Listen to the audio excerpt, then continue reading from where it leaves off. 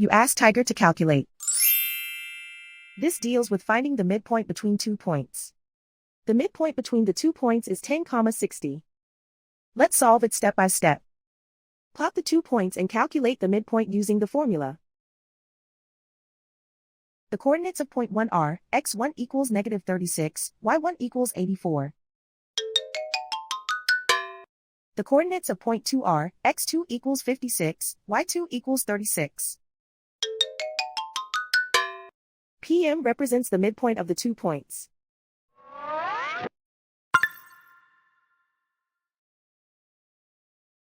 Use the x values in the midpoint formula to find the midpoints x. x1 equals -36. x2 equals 56.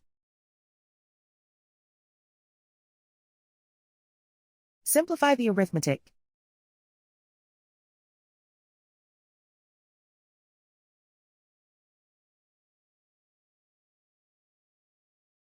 Use the y values in the midpoint formula to find the midpoints y. y1 equals 84.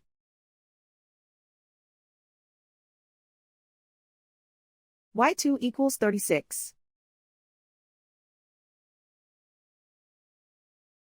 Simplify the arithmetic.